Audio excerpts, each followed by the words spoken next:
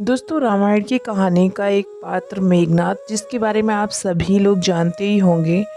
दोस्तों मेघनाथ रावण का पुत्र था। दोस्तों मेघनाथ रावण और मंदोदरी का सबसे बड़ा पुत्र था, क्योंकि दोस्तों रावण एक बहुत बड़ा ज्योतिषवी था। इसलिए उसको एक ऐसा पुत्र चाहिए था जो कि महाबलशाली और महाप्रतापी हो। इसलिए उसने सभी ग्रहों को अपने पुत्र की जन्म कुंडली के 11वें स्थान पर रख दिया। दोस्तों परंतु रावण की इस प्रवृत्ति से परिचित शनिदेव 11वें स्थान से 12वें स्थान पर आ गए, जिससे रावण को मनवांछित पुत्र प्राप्त नहीं हो सका। दोस्तों इस बात से क्रोधित होकर रावण ने शनिदेव के पैर पे प्रहार कर दिया था। दोस्तों वाल्मीकि द्वारा रचित रामायण के अनुसार जब मेघनाथ का जन्म हुआ तो वो सामान्य शिशुओं की तरह रोया नहीं था, बल्कि उसके मुंह से बिजली के कड़कने की आवाज़ सुनाई दी। दोस्तों यही कारण था कि रावण ने अपने इस पुत्र का नाम मेघनाथ रखा। दोस्तों मेघनाथ के बारे में कुछ ऐसी बातें हैं दोस्तों जिनके बारे में आप सभी को नहीं पता है, तो आज के वीडियो में आपको वही बताने वाले हैं।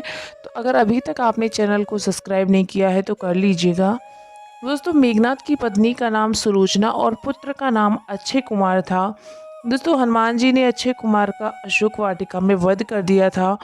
दोस्तों कहते हैं कि इसकी एक और पत्नी थी जिसका नाम नागकड़ था, जो पाताल के राजा शेषनाग की पुत्री थी। दोस्तों मेघनाथ अपने पिता की तरह स्वर्ग विजयी था। उसने इंद्र को पराजित कर दिया था। इंद्र को परास्त करने के कारण ही ब्रह्मा जी ने इसका नाम इंद्रजीत रख दिया। दोस्तों मेघनाथ का मूल नाम घननाथ था, लेकिन इंद्र को हराने के बाद उसे इंद्रजीत, बासवजीत, शक्रजीत इंद्र कहा गया। दोस्तों बंधक इंद्र को छुड़ाने के लिए जब ब्रह्मा ने आज्ञा दी तो मेघनाथ ने इंद्र को बंधन मुक्त कर दिया। इस पर ब्रह्मा ने कहा वरदान मांगो, तो मेघनाथ ने अमरता का वर मांग लिया। लेकिन ब्रह्मा ने कहा कि ये वरदान देना तो तुमको संभव नहीं है, लेकिन उन्होंने इसकी समान ही वरदान जरूर दिया। तो वरदान के अनुसार अपनी कुल देवी प्रत्यांगिरा के यज्ञ के दौरान मेघनाथ को स्वयं रुद्रदेव नहीं हरा सकते थे और ना ही मार सकते थे। दोस्तों मेघनाथ ने शुक्राचार्य और साक्षात महादेव से शिक्षा प्राप्त की थी। दोस्तों महादेव शिव से प्रशिक्षण प्राप्त लगभग सभी दिव्यास्त्रों का ज्ञाता बन गया था। दोस्तों किशोरावस्था की आयु होते होते उसने अपनी कुलदेवी निकुंबला के मंदिर में अपने गुरु से दीक्षा लेकर कई सिद्धियां प्राप्त कर ली थी। दोस्तों जब मेघनाथ युवा अवस्था में पहुंचा तो उसे कठिन तपस्या के बल पर संसार के 3 सबसे घातक अस्त्र ब्रह्मास्त्र, पाशुपतास्त्र और वैष्णव अस्त्र प्राप्त कर लिए थे। दोस्तों आदिकाल से अब तक यही एकमात्र एक ऐसा योद्धा है जिसे अति महारथी की उपाधि दी गई है। इसका नाम उन योद्धाओं में लिया जाता है जो ब्रह्मांड अस्त्र, वैष्णव अस्त्र और पाशुपात अस्त्र के धारक कहे जाते हैं। इसने अपने गुरु शुक्राचार्य के सानिध्य में रहकर तथा त्रिदेवों द्वारा कई अस्त्र शस्त्र एकत्र कर लिए थे। दोस्तों स्वर्ग में देवताओं को हराकर उनके अस्त्र शस्त्र पर भी अधिकार कर लिया था। दोस्तों मेघनाथ एक पितृभक्त पुत्र था। उसे ये पता था कि राम स्वयं भगवान हैं, फिर भी उसने पिता का साथ नहीं छोड़ा। जब उसकी माँ मंदोदरी ने उसे ये कहा कि इंसान मुक्ति की तरफ अकेला जाता है, तब उसने कहा कि पिता को ठुकरा कर अगर मुझे मोक्ष या स्वर्ग भी मिले तो भी मैं ठुकरा दूंगा। दोस्तों अपनी विशिष्ट रथ पर अत्यधिक निर्भरता, अगस्त्य द्वारा बनाए गए कुछ नए दिव्यास्त्रों जैसे सूर्यास्त्र, इंद्रास्त्र आदि से अनभिज्ञता जो कि उसकी पराजय और मृत्यु का कारण बनी। दोस्तों कुंभकर्ण के वध के बाद मेघनाथ युद्ध में उतरा। पहले ही दिन उसने सुग्रीव की पूरी सेना को हिला डाला। राम और लक्ष्मण भी उसकी मायावी शक्ति के सामने बेबस हो चले थे, क्योंकि उसने अपनी कुलदेवी का यज्ञ प्रारंभ करके ही युद्ध घोष किया, जिसके प्रभाव से उसका रथ अदृश्य हो जाता था। दोस्तों मौका पाकर उसने राम और लक्ष्मण पर नागपाश का प्रयोग किया और दोनों को मूर्छित कर दिया। दोस्तों नागपाश से मूर्छित व्यक्ति अगले दिन का सूरज नहीं देख सकता था। तब हनुमान जी तुरंत गरुड़ भगवान के पास गए और उन्हें लेकर आए। गरुड़ को देखकर नाग भयभीत हो गए तथा उन्होंने राम तथा लक्ष्मण को मुक्त कर दिया और उनकी मूर्छा टूट गई। दोस्तों अगले दिन मेघनाथ ने अपनी शक्ति बाण से लक्ष्मण जी को मूर्छित कर दिया। तब लक्ष्मण के प्राण बचाने के लिए हनुमान जी लंका से सुसैद वेद को उठा लाए। वेद ने हनुमान को उपाय बताते हुए संजीवनी बूटी लाने के लिए कहा। उस संजीवनी बूटी से ही लक्ष्मण की मूर्छा टूटी। दोस्तों तीसरे दिन विभीषण के कहने पर लक्ष्मण वहां जा पहुंचे जहां मेघनाथ कुलदेवी का यज्ञ करवा रहा था।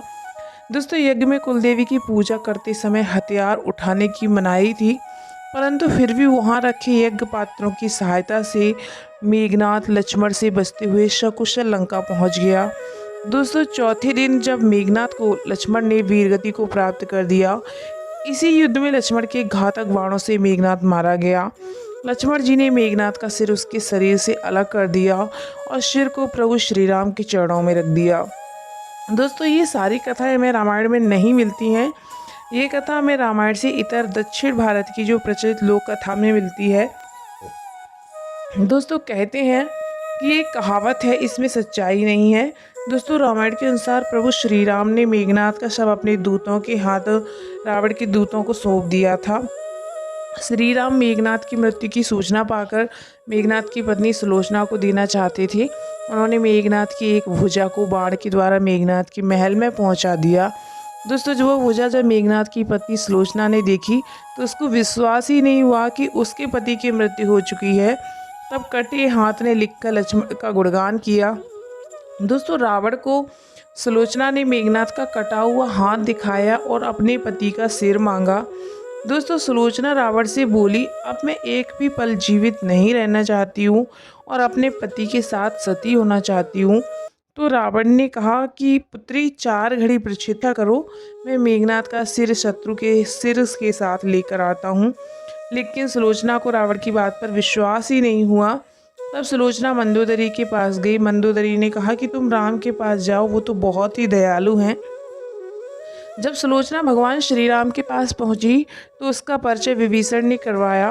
दोस्तों सुलोचना ने भगवान राम से कहा, हे राम, मैं आपकी शरण में आई हूँ, मेरे पति का सिर मुझे लौटा दें ताकि मैं सती हो सकूं।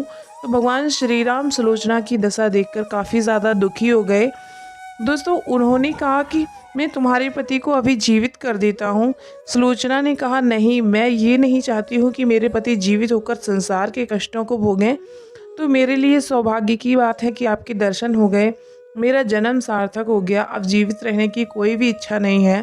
दोस्तों राम के कहने पर सुग्रीव मेघनाथ का सिर ले आए, लेकिन उनके मन में यही आशंका थी कि मेघनाथ के कटे हुए हाथ ने लक्ष्मण का गुणगान कैसे किया। दोस्तों सुग्रीव से रहा नहीं गया और उन्होंने कहा, मैं सुलोचना की बात को तभी सच मानूंगा जब ये नरमुंड हंसेगा। दोस्तों सुलोचना के सतीत्व की एक बहुत बड़ी परीक्षा थी। उसने कटे हुए सिर से कहा, हे स्वामी, जल्दी हंसिए, वरना आपके हाथ ने जो लिखा है उसे ये सब सत्य नहीं मानेंगे। दोस्तों इतना सुनते ही मेघनाथ का जो कटा हुआ सिर था वो ज़ोर ज़ोर से हंसने लगा। दोस्तों इस तरह सुलोचना ने अपने पति का कटा हुआ सिर लेकर चली गई। दोस्तों ये सारी कथाएं रामायण में, वाल्मीकि चरित रामायण में नहीं मिलती हैं।